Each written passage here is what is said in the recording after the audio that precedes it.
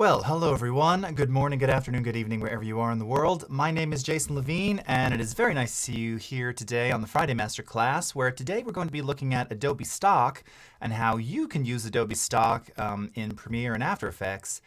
We talk a lot about it, and you've seen it, I'm sure, in many streams here on Adobe Live, for acquiring images or vectors or 3D models. We talked about this at Adobe Max. Well, of course, if you're in the video world as well, you can take advantage of vectors, you can take advantage of images, you can take advantage of 3D models. And then, of course, you also have things like motion graphics templates.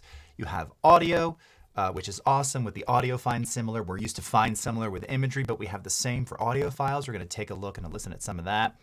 And again, almost all the things that you can leverage in stock now tie into some way into the video applications. So that's what we're going to be taking a look at today. Of course, we're coming to you live across Behance, YouTube, Twitter, and LinkedIn. So thank you so much for joining. I see we've got No BS Media from LA. How are you doing? Tough Kid Gaming, cut and paste. Nice to see you. And not sure what's happening over here on Behance. I'm not seeing anything on Behance. Oh, they're okay, yeah. They're doing something. I'm live on YouTube. I can see it, but all right. I'm gonna let you guys fix that, because that's not on me. Okay, so hello, CL Karen Brisa. Great to see you, as always. All right, so let's go ahead and let's start very quickly. We're just going to take a brief look first into Premiere. And actually, hold on. Before I start, I just want to check they're talking amongst themselves. Yeah, all right.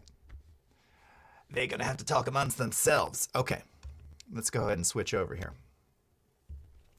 All right, so as mentioned, we're going to be talking about Adobe Stock. Now, of course, for this, we're going to be leveraging, I'm actually going to be sort of using the browser a bit more to get into, again, it's just an easier way to search and do all of those things. Now, you can, of course, search from within the Libraries panel in Premiere Pro.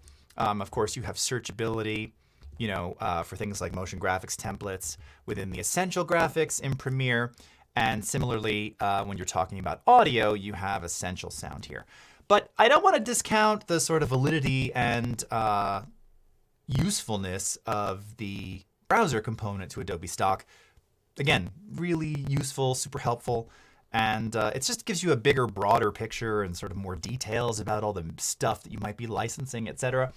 But when you do that, and if you use CC libraries, now I'm not going to go into CC libraries today, but I just want to point out that if you are someone who uses Creative Cloud libraries, again, you probably already know this from Photoshop or Illustrator or InDesign, everything is broken down by category, and you can see I'm kind of twirling up all the various ones here. And these first 7 all apply to Premiere Pro. So again, we have some color themes here, colors, motion graphics templates. These are some of my own that I've made. Some I've made in Premiere, some I made in After Effects. Save them to my JSON library.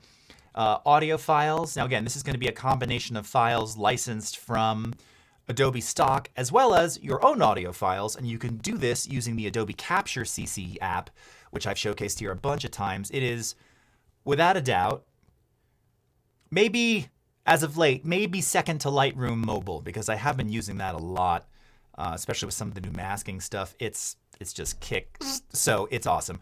But Capture CC is so great for, again, capturing vectors in the field, finding fonts, recording audio files, and having them automatically sync to your library in Premiere. I mean, it has so many great modules, so worth looking after. Looks, this is another. Now, again, this is a component of Capture CC for creating essentially LUTs of your environment. Videos, again, so these are all licensed videos and or previews from Adobe Stock. And then graphics. And then curiously in Premiere, maybe it's always been this way, I just never noticed, it's going to be a combination of any vectors or things that you've licensed. You can see here, this is a vector graphic that I licensed from Stock. These are vectors captured in Adobe Capture, but it also includes stock images. So graphics in Premiere and After Effects contains everything. Maybe it's always been that way. I could have sworn it was vectors and images were separated, but maybe not. And then it has other ones that I've uploaded and, done stuff with here in in libraries. Okay? All right. What's happening now? The sound has a bit of a jitter. Staticky audio, eh? Now what is that about? Oh my gosh. Okay, give me a sec. I'm gonna check here. Let's see what we got going on.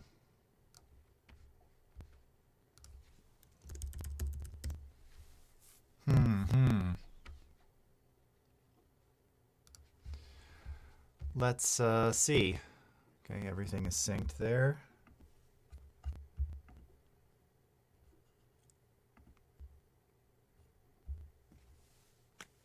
Yep. This just died.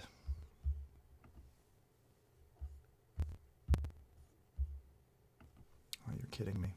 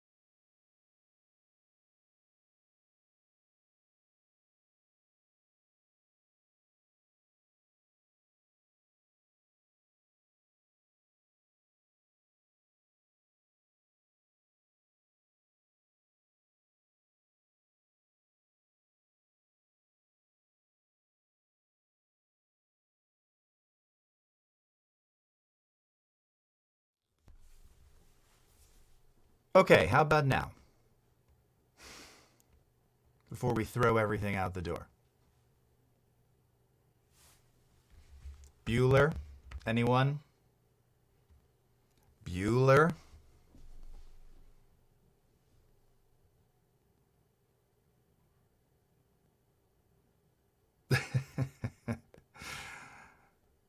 Sound is the same, crackly. What is going on?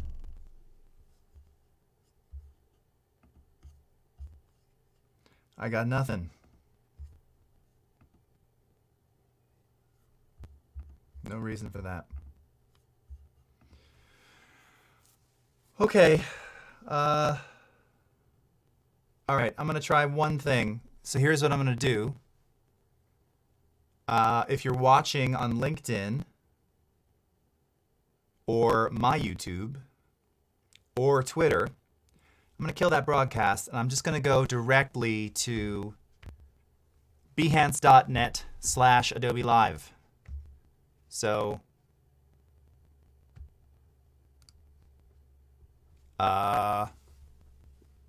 go over there. I'm back on. Now the AV sync is off. Yeah, now I'm not surprised because I had to restart this. Okay. What?